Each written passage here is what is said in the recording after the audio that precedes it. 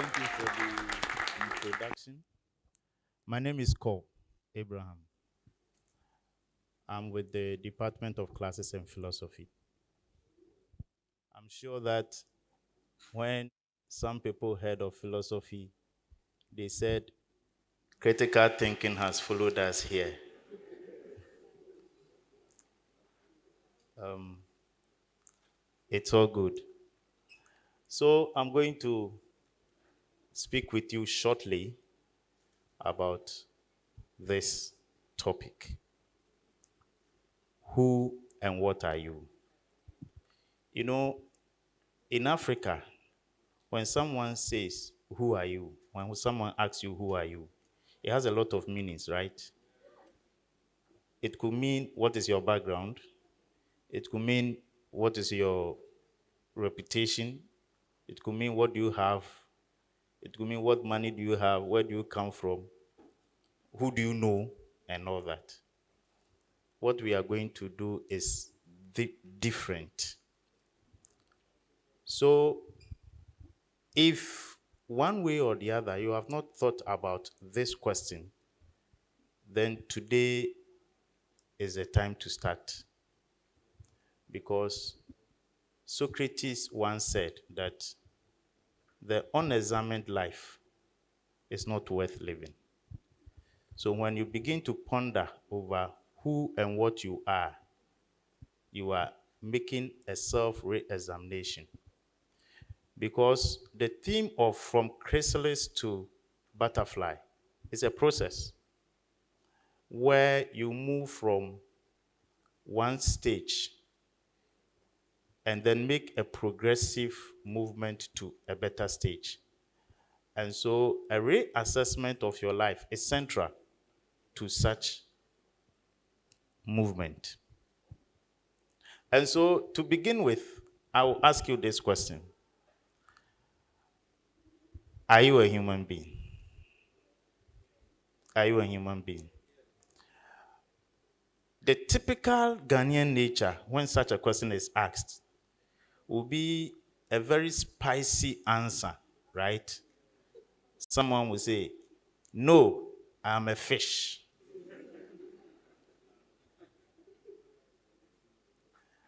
Why? Because we all think that we are human beings. I'm not sure there could be anyone here who will say that I'm not a human being. And it is the same way that will make such a question unintelligent question. But stay with me here. How about if I now ask you, who then is a human being? That becomes a very difficult question because we may get a lot of answers that are different. Some may say a human being is someone who was created by God. A human being is someone who has 2 legs, 2 hands. A human being, a whole lot of answers, right? But one basic thing that we will realize is that our answers can be sampled under 2 main categories. First, a human being thinks. Second, a human being feels. So based on this composition, I have designed a continuum, a composition that I consider to be where a human being should be. And within that composition, I say that we have 2 extreme entities in the universe. The first entity is what I call a purely rational being. A purely rational being is an entity that does not have the capacity to do wrong. That purely rational being is infallible. And so we can associate that to the Supreme Being. Be it the Christian God, be it the Muslim Allah, be the traditionalist Tigare or whoever. Okay. Then at the other extreme is what I call the purely sensual being. And the purely sensual being is an entity that acts on the basis of instincts. So we can say that animals, controversially, fit as purely sensual beings. So that The cat does not know that this is the only fish left for its owner. Once it is hungry and the fish is within reach, the cat will consume it, right? So it is acting on the basis of instinct. Where then do humans lie? We are saying that humans lie at the middle of the continuum. We are rational beings, we are emotional beings. Whenever you are faced with a problem and you come out with a decision, whenever you are faced with choices and you make choices out of those alternatives, whenever you sit down to plan, you are employing rationality. But you see, you also fall in love, you fall in hate, you feel happy, you feel sad, you are also expressing your emotions, okay? And these things takes the major part of our human activities, which includes how we make decisions. So we make decisions as rational beings and as emotional beings, okay? So that every decision that we make, that decision is determined by both what we feel and what we think.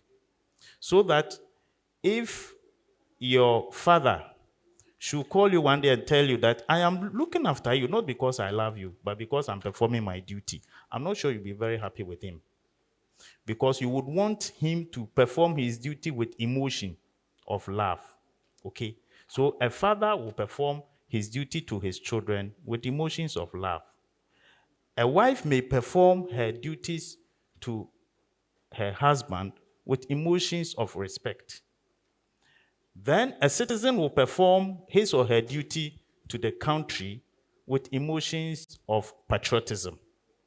And us here, as we go through chrysalis to butterfly, we will have to plan, engage in our plan, set out our plan, but add it with emotions of passion. If there is one basic thing that you should realize throughout all the speakers that have come, they have presented their views with a certain emotion, and that emotion is passion. So the basic question now is, who are you? You are a human being. What are you? You are a thinking and a feeling being. How then do you take decisions? You take your decisions as a thinking and a feeling being. And I call that a humanized deontologist. Thank you.